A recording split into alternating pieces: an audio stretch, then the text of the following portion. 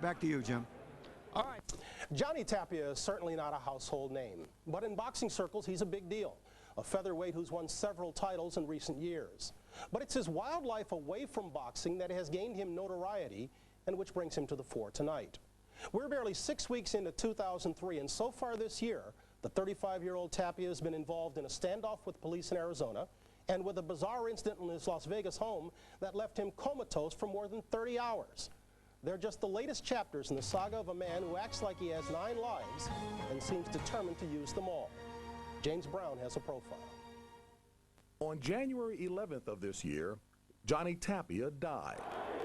A flamboyant world champion boxer known for his blazing speed and deceptive power. A perennial crowd favorite. The widely popular charismatic Johnny Tapia. And a fighter whose motto, "My Crazy Life," pretty much says it all. Staged one of his greatest comebacks to date just a few weeks ago. Tapia pulled out of a coma after being clinically dead, he says, and on life support for more than 30 hours. And somehow managed to walk out of the hospital 2 days later. Next time I die, I'm out. It's over. I'm not going to be able to come back this next time. My 9 lives are over. Your 9 lives are over. Man, this last time was just terrible, terrible, terrible. Teresa Tapia, Johnny's wife of 11 years, who later became his manager, was with him that night just a few weeks ago. She says her husband was upset after an earlier standoff with police where Tapia's cousin and close friend was arrested. He came out of the bathroom after vomiting, and next thing I know, he kind of puts his hand on his chest and his eyes roll back, and he just passed out. He didn't know how close he came to losing his life again.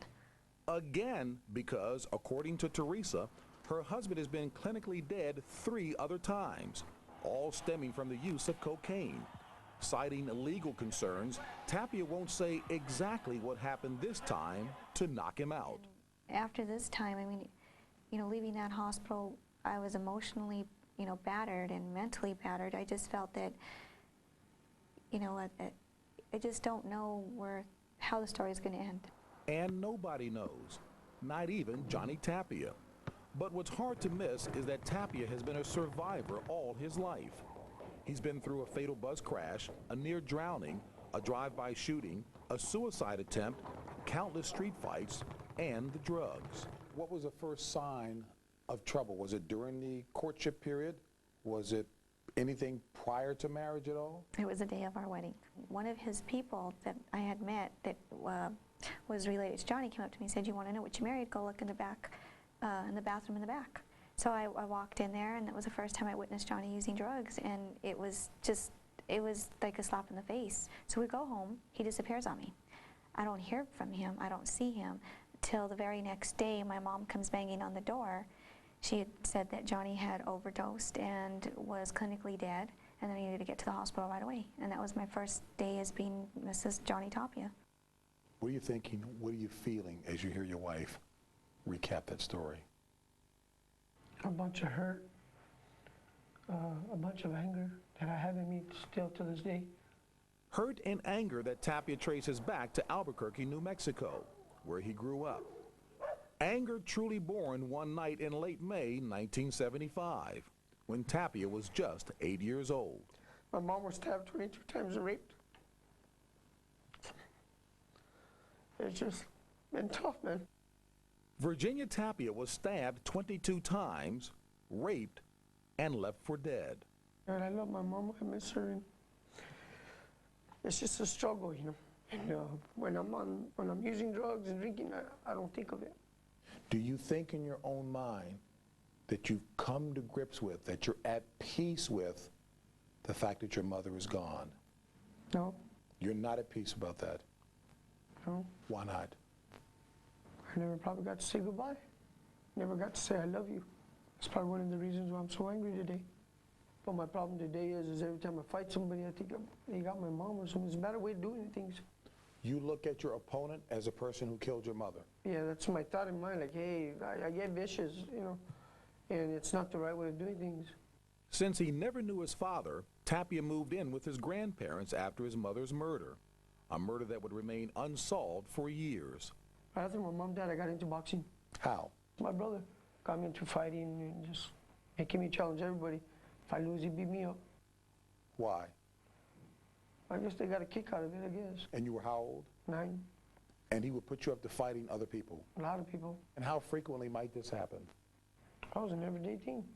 Tapia's grandfather, himself an amateur boxer in the 1930s, noticed Johnny's street talent and began training him more formally, which soon paid off when Tapia won his first Golden Gloves title and made some like-minded friends, like Mike Tyson. I know I got along with him because he was a stick from the barrio and I was a nigga from the ghetto. And we both had the same kind of affinity, and we just spawned. I had so much respect and love for this guy, man. I think he's one of the greatest fighters that ever lived. You know what I mean? We fight dealing with demons. But Johnny's a good man. He's not a bad person. You know what I mean? Sometimes we get misguided. We feel we're never going to be loved. We feel we're never going to love anybody. But, you know, really, everybody loves us, but we just don't see it because we don't know what it is. While there was plenty of love for Tapia in the ring, he turned pro in 1988 and went undefeated in his first 22 fights. Tapia's cocaine addiction would soon leave him nearly broke and robbed him of the sport he loved. He would be suspended from boxing for 3.5 years for 3 positive drug tests. Meeting Teresa would be the one bright spot for Tapia at the time.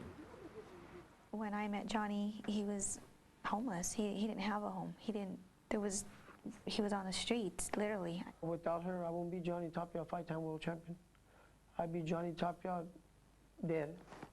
Or Johnny Tapia on the streets asking for maybe $1 to buy me a quart of beer.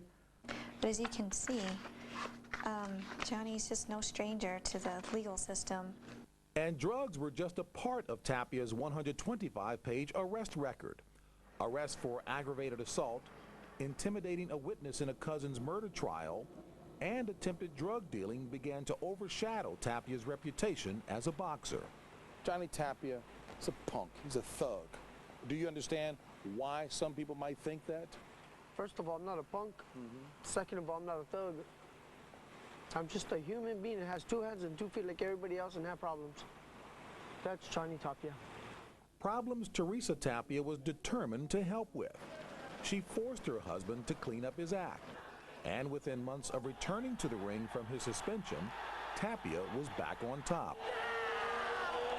When I won the world title, nobody laughed. Everybody cried because I came back strong out of all the stress, getting out of jail. And then I finally get out, I go for a world title and I win it. That was a big blessing of all. Tapia remained undefeated until 1999, when he met Paulie Ayala. 2 weeks before the fight, Tapia slipped into a depression, locked himself into a room, and stopped training or even thinking about boxing. After 24 years, Tapia had finally learned the identity of his mother's killer, who, it turns out, had been hit by a car and killed in 1983. And the wound was reopened. Tapia lost his first official fight and went into a downward spiral. He would be institutionalized twice and diagnosed as bipolar. Johnny, do you want to live? Yes, no. Yes, no? Yes, I want to live with my wife and kids and be straight. I know sometimes I just want to go. So when you hear this, what does it make you feel like? Every time I look at Johnny, every minute we spend, I constantly will catch myself memorizing lines on his face and, you know, the way he smiles, because I always think that's the last time I'm going to see him. And was the love for cocaine more than the love you had for Teresa? I have a lot of love for Teresa and I have a lot of love for cocaine. It's my mistress. I mean, I don't cheat on my wife or anything, but that was my mistress. And you don't do drugs when you're training? Oh, no, no, no. Why not? I don't need drugs. That is my drug. That's my drug of choice, being peaceful and having my natural high. So what happens when you're out of the ring, when there are long periods in between boxing matches? I start going through a big depression, start fighting with my wife. Why? Because my mistress is calling me. The other side is coke. Which brings us back to a few weeks ago. A couple of days after he checked out of the hospital, Tapia checked in to a rehab center in Southern California, where counselors like Jerry Robinson, himself a former addict, try to help. Do you still crave? Do I still crave? Johnny, I might have dreams or something like that with that, but you know what? I might crave sometime. But you know what I do about it? I tell somebody about it. I see the growth in you already. It's kicking my butt inside, Yeah, Jerry. I'm gonna but you know what? I'm not worried about you. You're a fighter. Stick around and get your 30-day chip. Hey, yesterday, Jerry, they gave me the keys, man. I wanted to take off. Okay, tell him I will be there tonight, and I will see him tomorrow morning. Back in Las Vegas, Teresa is packing her bags and saying goodbye to their 2 kids, Jonathan 10 and Lorenzo 2. She's visiting her husband for the first time since he checked in, more than a week ago.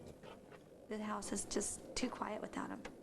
It seems, even the kids, I mean, you can see it in everybody. Everyone's a little bit, more reserved and just looking around. I mean, it's just quiet. When Johnny's here, it's alive. While Teresa is encouraged her husband is seeking help, it will be the 12th rehab center Johnny Tapia has visited.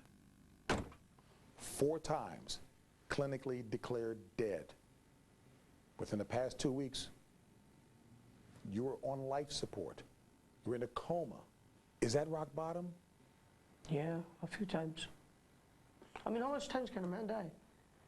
The good Lord upstairs want to take me. My mother don't let me go, but this is my last time.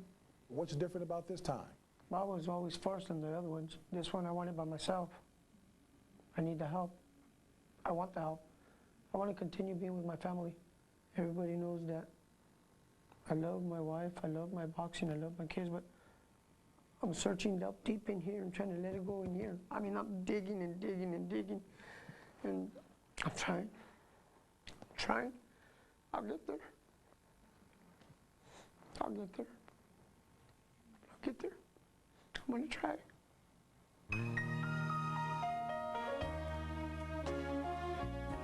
JB, can we begin this by agreeing that Teresa is a saint? Unquestionably, Bryant. She is the ongoing world champion in that relationship. Can you imagine what she deals with on a daily basis? No, I can't. It compels me to ask the question, has he ever been abusive towards her? To the best of my knowledge, he's never physically abused her or touched her, but I do understand that there was an argument where he pulled a gun on her at one point in time, but that's as much as I've heard, and I didn't get a chance to verify that in a relationship. But to the degree that she stayed there, I don't think she would have stayed in this relationship as bleeding a heart as she is, as much as she's in love, if he had been physically abusive with her on an ongoing basis. And you think he's got a good heart, don't you? Oh, without a doubt. The things he's done, Brian, it's not been publicized, but he's actually gone out and purchased houses for people who could not afford them. He has a bleeding heart for single moms who are trying, because he understands the route that he's come. So he is a good guy. But 11 times and now 12 times in rehab. Yeah, but 12 times in rehab when he still had boxing. It makes one wonder what's going to happen when he no longer has the boxing outlet. I wish I could play clairvoyant, and I'm sure his wife even more so than any of us. I have no idea. I can only hang my hat on the fact that this is a 12th time he's been in, but the difference is he checked himself in and he's still there. The time that we're doing this, it's 3+ weeks. That's a good sign. Let's hope for the best. Likewise. All right, JB, thanks very much.